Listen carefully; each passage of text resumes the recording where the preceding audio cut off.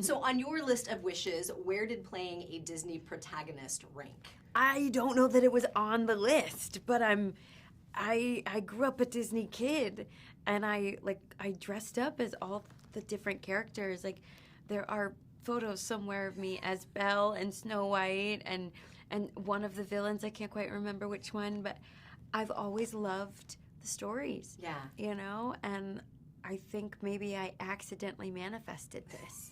I'm so glad it happened. It's been extraordinary. It's a pretty good accidental manifestation.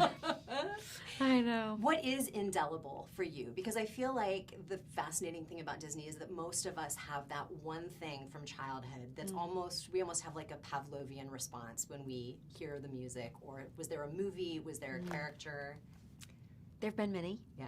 I was saying the other day, like, it's hard to choose just one moment or experience, because I think every moment of my life or chapter of my life, there has been a Disney movie or a Disney character that I have seen myself reflected in. They may not like have, necessarily come from my cultural background, or could have been an animal, but there's something inherent about them that I understood, whether it was like their dreams, their want, their ambition, their what it felt like to fail and have to get up to try again, Yesterday I wore an outfit that in my brain was inspired by Princess Kida from Atlantis, and I just love her strength, right?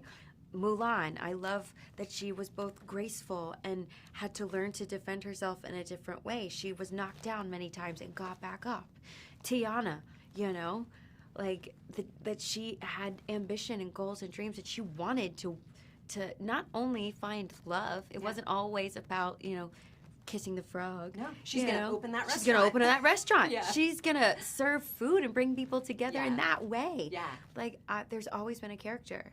And so that's what makes it special to me. So given that, what was the one thing that you were like, I need to imbue this in Asha?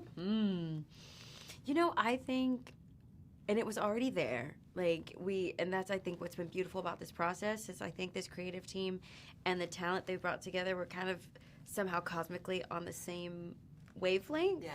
I simply wanted her to believe in the power of her wish. She may not have believed in herself because, oh my God, am I going to cry? Whoa. Because that's sort of what I've discovered about my own journey, is that there have been moments in time where I truly doubted myself. Yeah. And then somehow I stepped up to the plate and succeeded. And I think leaders are not necessarily made, they're born. Asha was not looking to become a leader, but she was called to it. And so to see leadership modeled in this way, I think is really beautiful. And it shows, too, that sometimes our deepest desires are the guide to who we are truly supposed to be. Yeah. Right? Yeah. Listening to you sing the songs in this movie, listening to you sing in general. Well, thank you. Oh my God, you must know this. You must know what your voice sounds like. I am a nervous vocalist, and I don't know that I actually like the sound of my own voice. That's probably prior conditioning. Again, it's the I don't know that I can do this, self-doubt thing. Well, allow me to, I'm sure, be the first to tell you you can do it. Thank you. Listening to the music of this movie was wonderful, and your voice fills me with joy, and also, depending on what the lyrics are, a sense of power. What are you feeling when you are singing? It's funny because I really felt like I was singing for Asha, but working with Julia Michaels and Ben Rice and our entire team to create this music, it's like I thought a lot about color, and I was singing in color, if that makes sense. Yeah. Kind of appropriate given our watercolor animation. But it was such a challenge to find different tones and a different way of conveying emotion. This music challenged me in a way that I'd never been challenged vocally. And I wasn't quite sure that I could do it. When I saw the film, I was just like, the colors are there. Yeah. Musically, the colors are there. And they're all so different from this wish to knowing what I know now. You really hear Asha grow and come into her own. And I was like, we did that. What was in your wish bubble at age 18? Oh, at age 18, I wanted to be Madonna's backup dancer. That was in my wish bubble. And I wanted to act in movies. Yeah. So I got one of them. Madonna? Ariana is available. I think she's a little busy at the moment on tour, which good luck. I hope it's going great.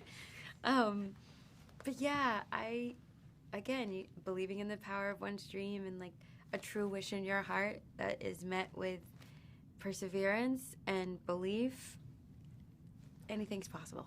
Love it. When you were preparing for this role, how much time did you spend looking in mirrors to feel like you could get into the... I'm an actor. I've been doing that for 20 years. I don't need any practice for that. What is the sort of joy of playing a villain? Is there something extra tasty about that? Yeah, of course. You don't usually, as the hero, you have to play I call it the earnest voice, which is like, I don't know, and you're asking a lot of questions, and it's all this, and I've done my fair share of that. It's nice to go into the deeper registers and just be menacing. You know? Is that what is your name for that? If one is the earnest voice, is it just the villain voice, or do you give it like a... Yeah, it's the walk-in voice, you know? Walk-in voice. What do you love about Magnifico? Like, we're supposed to not like him because he's a villain, but I feel like when you're playing a role, you need to kind of fall in love with that character. Yeah, it's less to do with me. It's really more to do with Jennifer and Fawn and Chris. It's there's humor to it. I mean, the guy's a buffoon. Ultimately, he's a buffoon. I think I like playing characters that think they're really, really cool. Yeah. And just simply aren't. You know, when you get underneath the hood. So it's always fun to play those guys. So even his hero song is, "This Is the Thanks I Get," is the most revealing song about his deep insecurities about being loved. And of course he doesn't realize it. Right. You know? He might be a buffoon, but he is also now a pretty sizable doll. Is he going to Bob be in your Iger home? has to make money, you know? Yeah. Will he be in He's your a poor home? man. Will you be like, this is me, welcome God, to my living room? I have all the toys. Usually I like the small, whatchamacallums, like the small square head ones. Oh, like Pops? Yeah, like Funko Pops? Yeah, I like those. Those are fun. Very nice. Yeah. They're actually based in Everett, Washington. Shout out. Whoa. Yeah, there you go. What was in your wish bubble at age 18? I know you were in At college, age right? 18? You were at Cal, but what were you like wishing for at that point? Oh my God. At 18, I think like, friends. I really wanted friends. Yeah. And you found them in theater? Yeah, because they were what I loved about the theater program is that the people were unabashedly unique and odd, and I definitely found my tribe. I didn't want frats and all that kind of thing were not my deal, and these kids were they marched the beat of their own drummer. I was like, yeah, I'm definitely into these guys. Yeah. Were you into Disney? Was that like an indelible part of your childhood? Because I feel like for me, certain things are Pavlovian. Like I hear a song from Mary Poppins and I'm like, there.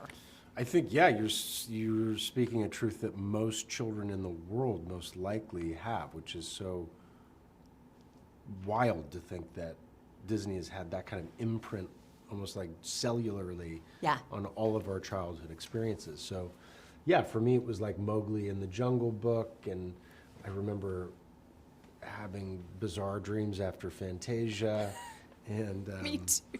and Beauty and the Beast, and Jafar, and Gaston.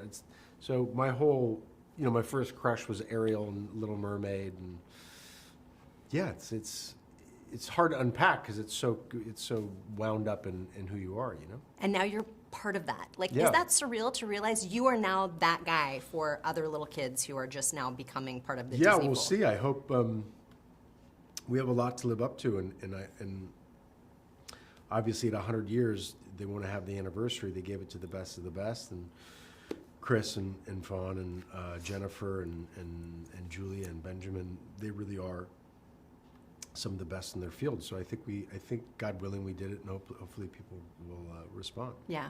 So my station in Seattle, King TV, we are celebrating 75 years this year. Whoa. And this guy was actually designed in 1947 by Walt Disney animators for our station. No This way. is King Mike. He does not have a voice technically. I'm wondering if you have any ideas, given your work on this film. I don't know. You're the director. What kind of voice do you want? The motivation would be he stands for truth. So maybe not the earnest voice, maybe not the villain. He stands for truth. There you go. I stand for truth. What's his name? King Mike. King Mike. Ha ha. That's amazing. And weirdly perfect. Thank you for that. Great to see you again.